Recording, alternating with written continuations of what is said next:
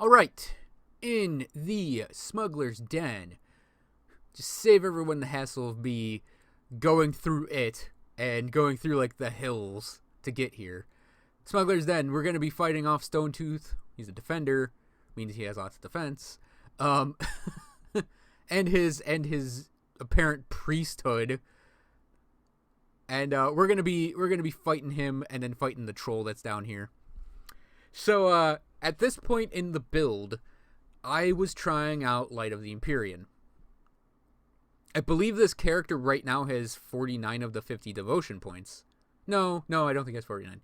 He has a lot of the devotion points at this point. So I was giving Light of the Empyrean a go. It's actually a really solid set of passive abilities for a character. You get a lot of elemental resistance out of it, and you actually get a good chunk of aether and chaos resistance out of it. The problem is it takes a lot of points to actually get in there, and Light of the Empyrean is so underwhelming. That's you'll see it, that like burst of light that hits me, that's it. It's such a tiny hit area for such like an ability where you'd think it'd be a big AoE that hits everything around you. It just doesn't. Like, it barely even hits things that are in melee range with you. So I was giving it a try on this character because he does have a lot of elemental damage. I mean, he's mostly cold based and it's a fire ability, which is probably why it's a little underwhelming as well on him. But I really wanted to give it a shot. I do like giving things a shot before I actually, like, complain about them.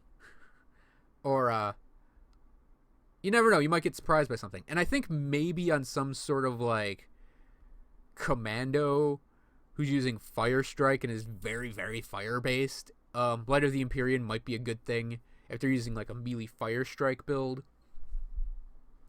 Maybe even a Saboteur who's using a lot of, like, melee Fire Strike stuff. It might be good for them, but it does require a lot of investment to get to it. Now, that being said, it's Primordial Law, and those are actually two of the better things to invest in the long run. Like, Primordial Law is your warrior mage setup. It's very much the primordial stuff gives you a lot of magery things and some physique-y things with some good support, and then Law is all about defenses. So Primordial Law is very, very, very warrior mage-like. And investing in it is not actually a bad thing. So if you happen to be able to get to Light of the Empyrean, I'd say go for it. I mean, even with the ability being kind of ho-hum, ultimately, for what it is, the actual Light of Empyrean Constellation gets you a lot of defensive stuff. I think it even adds in maybe flat fire damage. So if you are using, like, melee fire attacks that take into account weapon damage, I'd say go for it. Or even fill out the entire tree and not pick up the ability, because it's actually a really, like I said, it's a really nice tree for defenses. You'll get a lot of elemental resistance. I think you will actually end up with, I think you do get chaos, aether, and vitality resistance, and your elemental resistances all get increased, like their maximum gets increased. Oh wait, it might be all res gets increased. So you actually might get, I'd have to actually look it up. But you'll just get a lot of good resistances going from this. I obviously, like, I've shown off this character's build already in Ultimate, when he hits it for his 85 version. So, yeah, I'm not actually using this anymore, obviously. But, yeah, I think the ability's ho-hum. The tree's really nice, though. The Constellation's really nice. I believe for the Aether Chaos stuff, I just went to Empty Throne, though. It's just quicker and easier to get in there. And I think, oh man, I don't remember. Yeah, I think I maybe used the Empty Throne to unlock Maul and unlock the Autumn Boar. Because I wanted the physique off of the Autumn Boar, and I wanted the Maul ability. And Maul is in the Ascendant Primordial combo. And, that's what he's using now, but he's the Aether variant now. He's not the cold variant anymore. I believe in the cold variant in that video, I went to get the Crown of Rowan to get Elemental Storm. Because Elemental Storm is actually really nice now, too. And I think it's actually a little better in Tsunami. Tsunami's good early game and mid game. It's good for normal / veteran and elite. Because it just hits this nice wave. And if you're using it on a melee attack, your melee attack hits and then the wave still goes through. So it's actually really good for just clearing out ads. Like there it was. Clearing out ads and trash and dealing basically another hit to heroes. But it's something that I think it does outlive, or like the game outpaces what it does. So you gotta switch up your tact then. And I switched to I switched to Elemental Storm. Acid Spray would actually be a pretty good thing for this type of character as well. Acid Spray is just amazing for anyone that's not physical damage. Like, like I put it on my Briarthorn, on my Elementalist, because it procs it. And it's like, oh, now my Briarthorn is buffing up my Stunjacks. It's on my Aether Ray. So now the Aether Ray can self-buff. I mean, it also buffs off of Warp Fire, but like that... Just being able to destroy, just completely destroy something's resistances and then crit it for like 20k with the Aether Ray is just awesome. So for this particular character, I'd maybe consider it going back and trying to work it in. Because believe it or not, it's actually not a difficult thing to get to for a warrior mage type. Even just if you're doing a mage character. Like, Eldrick is not bad to put points in if you're doing mage stuff.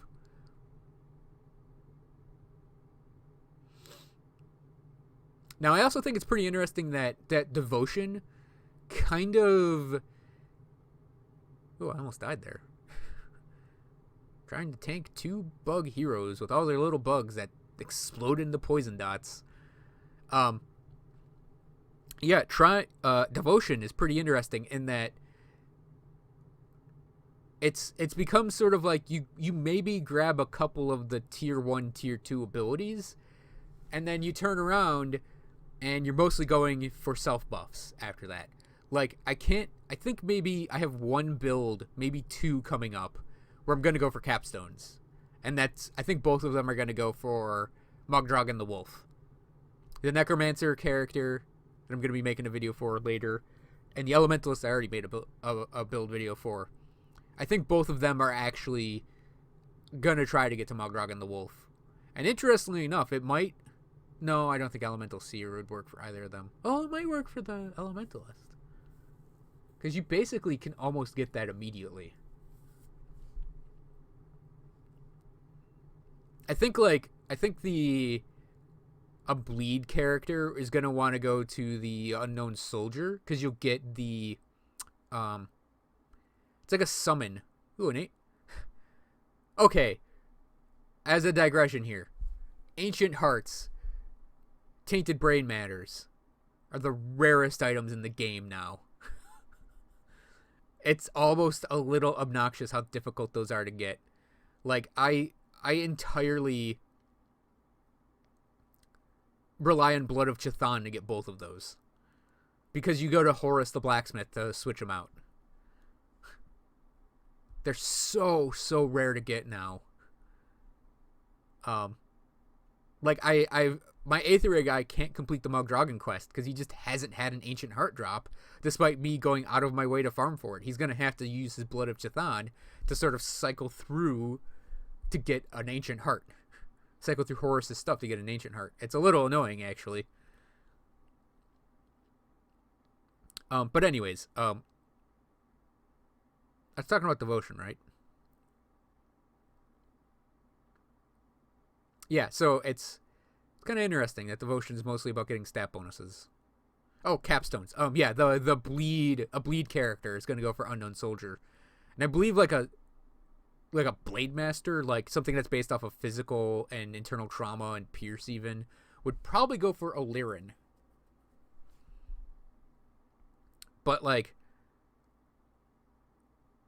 I honestly think the only other one I could see going for would be the meteor shower ability. If you're doing a fire character, would be really good as well. I believe Blackwater Cocktail still procs it a crap ton. So I'd maybe consider doing that, or even like fire striking with the dual wielding pistols. I could see going for the meteor shower. So it's one of those, like, it's just interesting that devotion is sort of like very, very circumstantial based on your character, but odds are you're gonna end up doing it for stat bonuses rather than going for these abilities. Like, even abilities that line up with your character's damage types. I believe I still have Aether Fire, my Aether Ray guy, but he doesn't use Arcane Bomb anymore. Arcane Bomb's another example of something like Tsunami, where it's really, really, really good early on, then kind of fades away as the game progresses, and then it's basically irrelevant in Ultimate.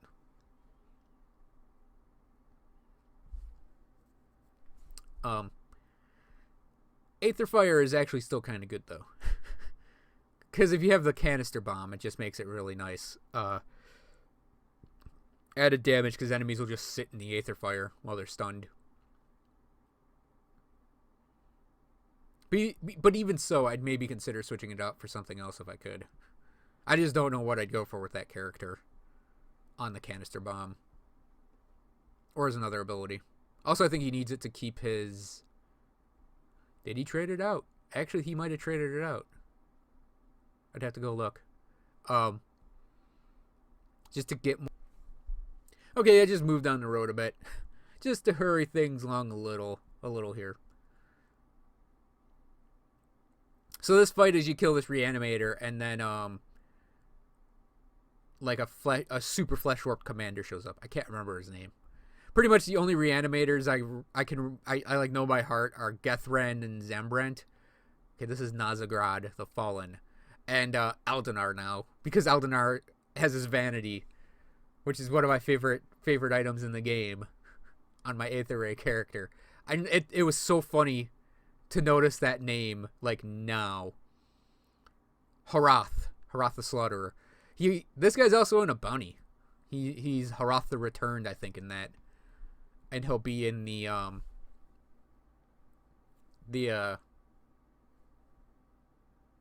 Croplands, Rotting Croplands, as a bounty. No, yeah, Rotting Croplands as a bounty. It's funny, searching for that bounty when I had to do it a bunch of times, I ended up fighting Valdarin a lot. In normal veteran, way back 2-3 builds ago. And that's done. Oh, tainted brain matter.